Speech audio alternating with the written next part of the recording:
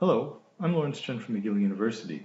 We're going to take a look at representations of complex numbers and complex functions. I'd like to thank my colleagues, Professors Benoit Champagne and Martin Rochette, for developing the slides that will be shown throughout this presentation. We begin by considering the set of complex numbers denoted by the letter C. A complex number Z can be represented by AB. It's an ordered pair of real numbers. We can also write the complex number Z in the form A plus JB, where A is the real part of Z and B is the imaginary part of Z. We can think of our complex number Z as a point in the two-dimensional Cartesian plane. The x-axis and the y-axis are replaced simply by the real and the imaginary axes respectively. Our complex number Z here is a point which has as an x value or real value of A, which has as a y value or imaginary value B. We can also represent our complex number Z in polar coordinates. In this case, we simply do a transformation from Cartesian coordinates into polar coordinates. To do so, we make use of the variable r, which is given by the square root of a squared plus b squared, and theta, which is given by the inverse tangent of b over a. R would represent the distance that Z makes relative to the origin. Theta represents the angle that Z makes relative to the real axis. We can also relate the real and the imaginary parts of our complex number Z to R and theta using these two relationships over here. We can use a calculator to determine the value of theta, which is equal to, again, the inverse tangent of b over a, but we may need to add 180 degrees depending on whether or not Z is in the second or third quadrant.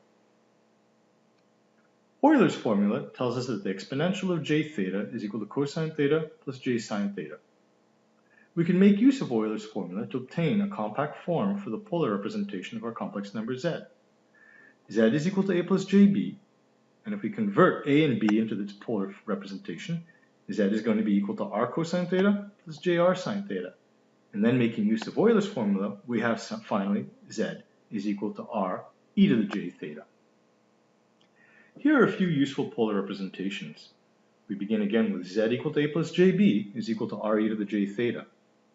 The complex conjugate of Z, which is equal to a minus jb, would be given by r e to the minus j theta.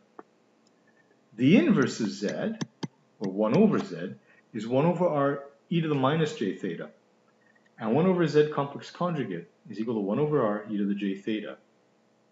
A few additional useful representations are shown over here on the right. The exponential of j 2 pi k, where k is any integer, is always equal to 1. The exponential of e to the j pi over 2 is equal to j. The exponential of e to the j 3 pi over 2 is going to be equal to minus j. And the exponential of e to the j pi is equal to minus 1. We can show these 4 points graphically as follows. E to the j 2 pi k is always equal to 1. That's this point over here where this distance is 1. E to the j pi over 2 is this point over here. E to the j 3 pi over 2 is this point over here. And e to the j pi is this point over here. So again, these all have unit distance from the origin. This point here would be j, minus j, we have 1 and minus 1. Let's consider some operations in polar form. So we have two complex numbers, z1 equal to r1 e to the j theta 1, and z2 equal to r e to the j theta 2. If you want to perform addition and subtraction, it's easiest to first convert z1 and z2 into their Cartesian form, add the real parts, add the imaginary parts, and then reconvert back into polar form.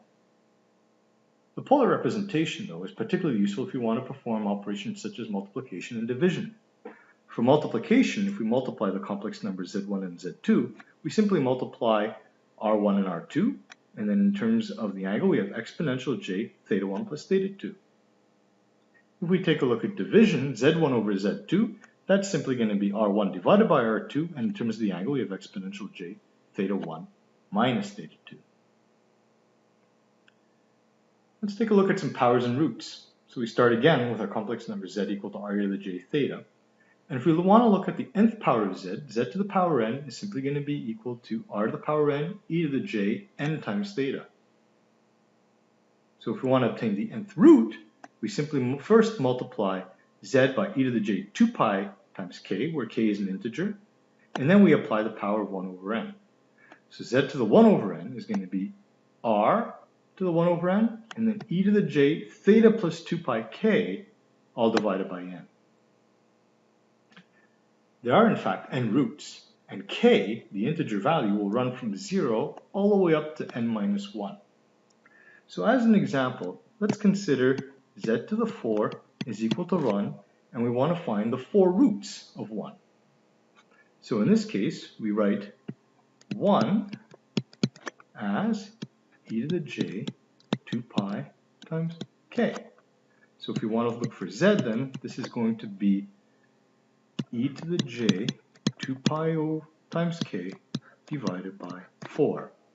Now remembering that k in this case will go from 0, 1, 2, all the way to n minus 1, so in this case that's 3.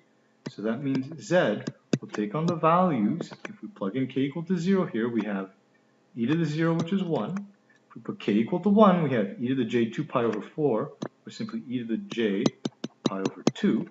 If we put k equal to 2, we're going to have e to the j 4 pi over 4, or e to the j pi.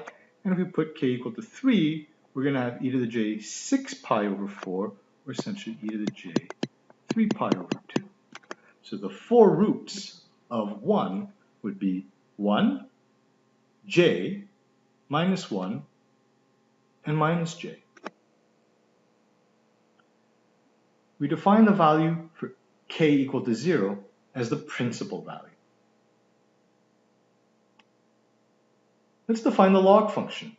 So the exponential of the natural logarithm of z is going to be z. If we take the natural logarithm of z1 times z2, z1 and z2 being two complex numbers, then we simply get the natural logarithm of z1 plus the natural logarithm of z2. And if we take the natural logarithm of z1 divided by z2, then we simply get the natural logarithm of z1 minus the natural logarithm of z2. So we can now define the complex power function as follows. Complex number z to the power w is simply going to be given by exponential of w times the natural logarithm of z. The natural logarithm of z, or r e to the j theta, is a multi-valued function. So the natural logarithm of z is going to be the natural logarithm of r plus j theta plus 2 pi k, where k is an integer value. If you have any questions, please send me an email. Thank you.